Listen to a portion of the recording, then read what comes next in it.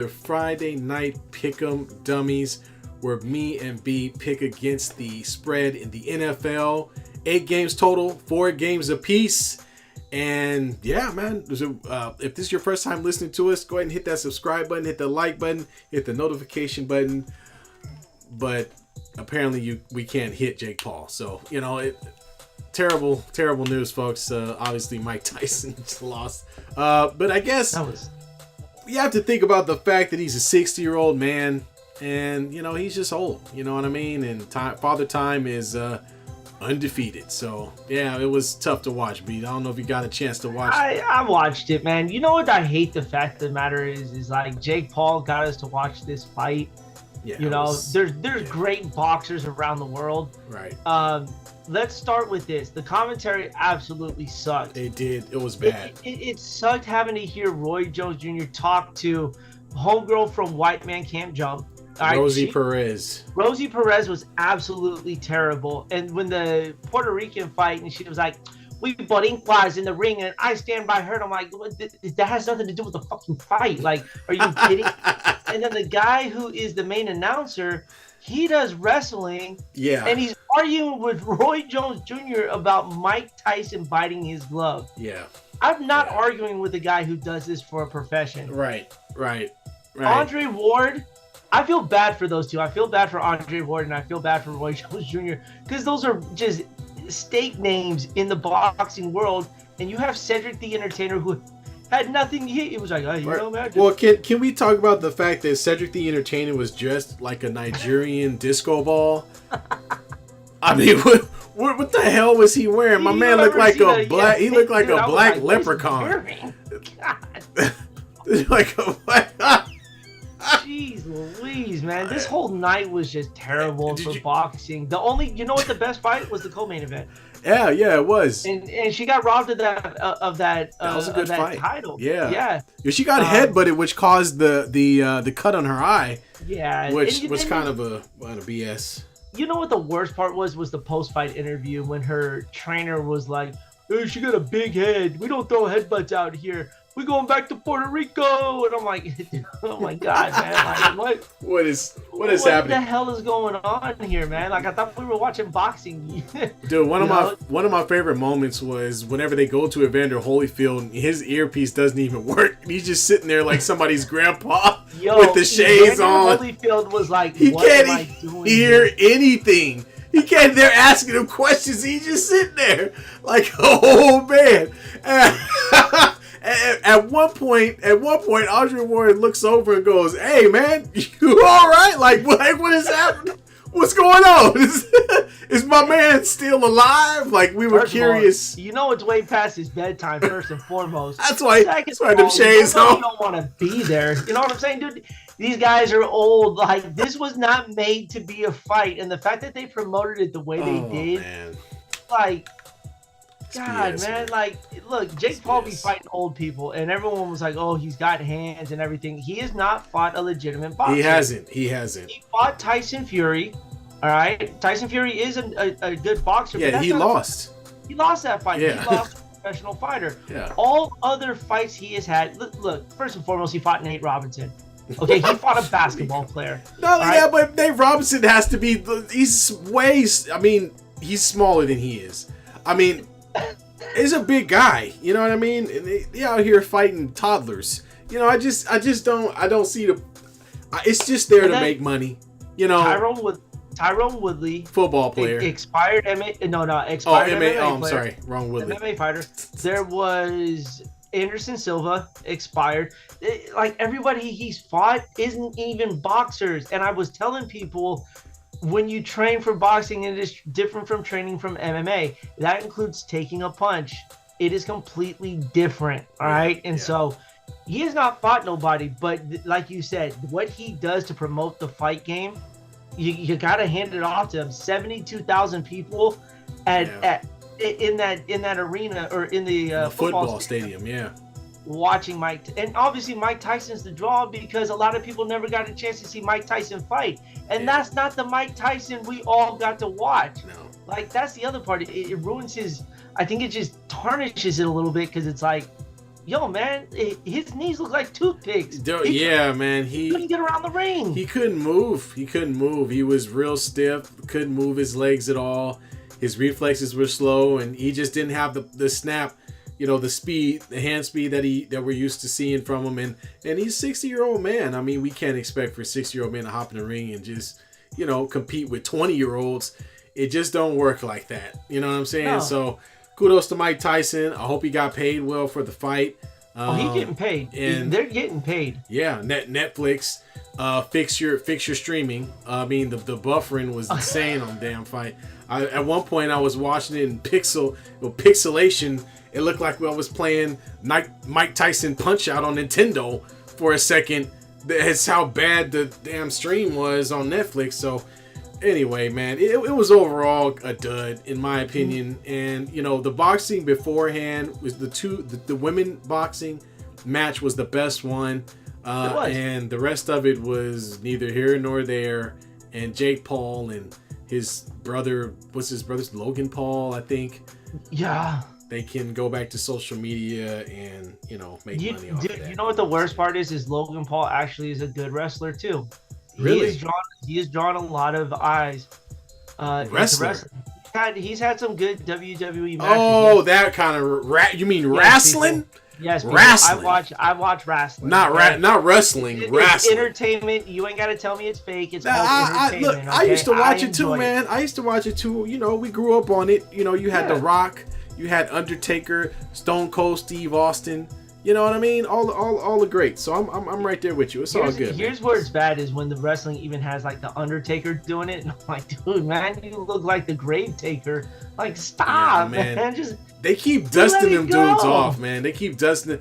There aren't enough knee and elbow braces in the world to bring these guys back 20 years later. Or as Shaq would say, put some icy hot on it. Man up. Like man up. They gotta stop with this, man. But Netflix, if you're listening, dude, don't you ever do Roy Jones Jr.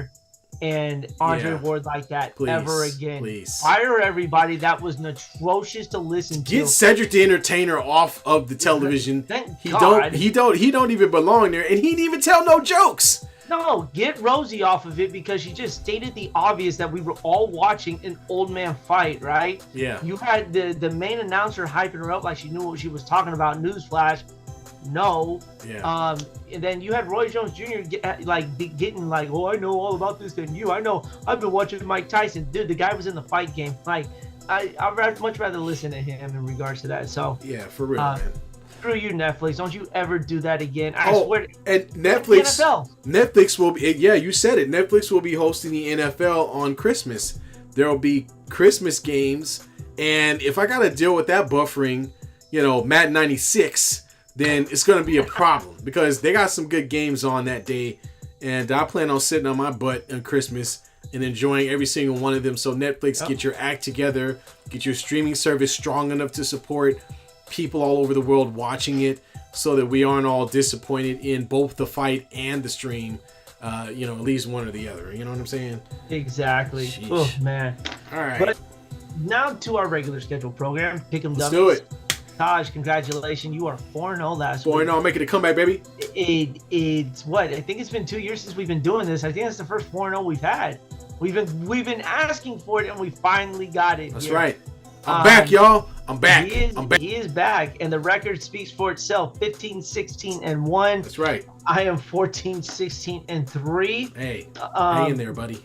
Yeah, thanks for the boost of confidence. Not only do I have to deal with you and Jamar Chase in fantasy football, and then I got to deal with this. Great win-win for me all around. I am ecstatic, even though it won't last long. I'll take this week as my victory lap. I got the 4-0. I'm playing against the number 1 seeded team in our fantasy league, at least on our side of the division. And if I win, I'm tied for first place after starting off 2-4 or 5 or whatever I was. Hey, why don't you tell the people what you're gonna buy if you win this fantasy football league? I'm gonna buy a nice cold Coke, Coca-Cola, just to clarify. But yeah, man, that's what. I mean, you gotta treat yourself sometime. What'd you think I was gonna do? I'm not come on. You do, man. You do. Gotta treat myself, man. Yeah, I'm ecstatic. I'm excited. I'm probably gonna lose because Saquon Barkley went crazy. 33 points. But Nico Collins. You know how it feels. Now you know how that feels. Stephon Diggs is out. Nico Collins is playing Monday. I got a chance. A slim chance. That's the only reason why I lost to you was because of Jamar freaking Chase. It was 55 points. That was absolutely take away 30 of those ridiculous. Points. I win that matchup. I'm not gonna argue with you, man. I pretty much had single digits up and down my roster. Outside of that, and I didn't play. And I benched Austin Eckler this week, and he had 17 points. So I'm already feeling sketchy about. Good, you deserve all of that. I picked up Rashad Bateman. So I hope your Ravens have a great game. You know what I mean? Oh, that's such a nice thing for you to do. I appreciate that. Yeah, I know, right? Watch him get no targets and no receptions. It's gonna be great. If that's happening, they're not winning. Yeah. All right, man. Let's get into it. You are undefeated, so you go first, my brother. All right, I'm going to start with a big game in the NFC West, and that's between the Seahawks and the 49ers. I am taking the Seahawks, who are a 6.5-point dog in this game, at home against the Niners. I know the Niners have got, a Christian McCaffrey back, but I don't know if that warrants them being the big dog on the block. They barely won the game last week. I don't see them beating the crap out of the Seahawks, at least not by this margin. I'm not saying the Niners are going to lose necessarily, but I do think the game will be closer than this line shows. So I'm taking the Seahawks plus 6.5.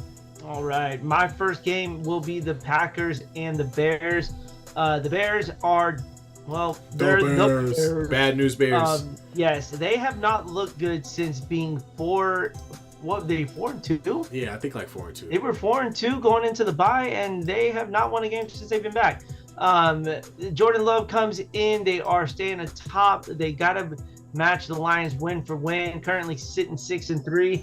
I expect them to go 7-3 and cover this spread. The Bears offense is just about as worse as a toddler throwing up on a white t-shirt. So I'm going to take the Packers minus 5.5. All right. For my second pick, I'm taking the Atlanta Falcons and the Denver Broncos. Atlanta's playing Denver, the Broncos in Denver. And I'm taking the Falcons, man. Falcons are a 2-point dog. I think this will be a close game. The Falcons have something to play for. They have a chance to really put some distance between them and the Tampa Bay Buccaneers.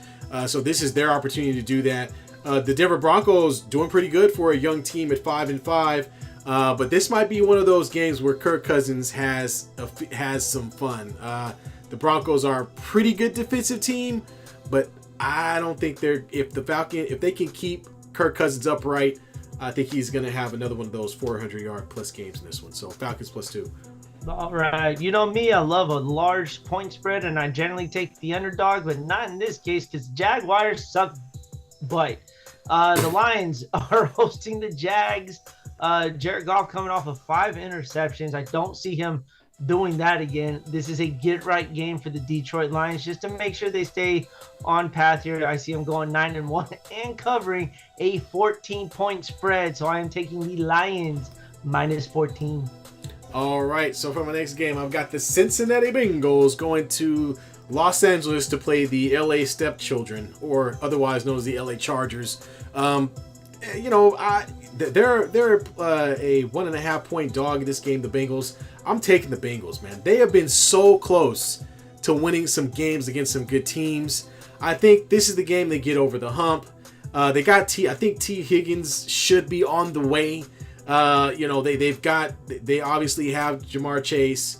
That guy. Yeah, that guy. And Burrow has resurrected himself from the earlier portion of the season where he was just absolute dog water. So I'm looking for Cincy to get back in it. I think they get it done. So Cincinnati plus 1.5. All right. My third game will be your terrible Las Vegas Raiders going to the East Coast to play the Dolphins and the head tackling Tua Tagovailoa, who apparently did not get the message on how to tackle and damn near gave himself another concussion.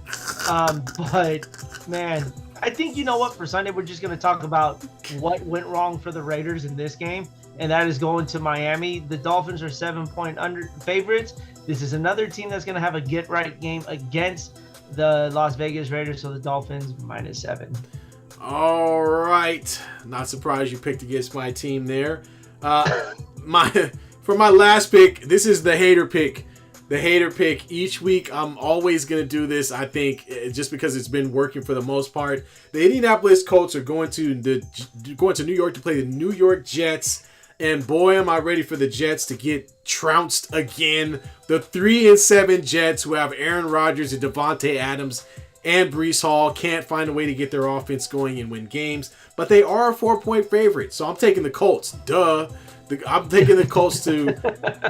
Richardson is back to being the starter. He's going to be hard to deal with when the running. They're going to have to stop him from getting outside the pocket, getting upfield, and the guy can throw, even though he gets a little tired now and then. He can throw the ball. But you know who is extremely tired? The Jets are tired.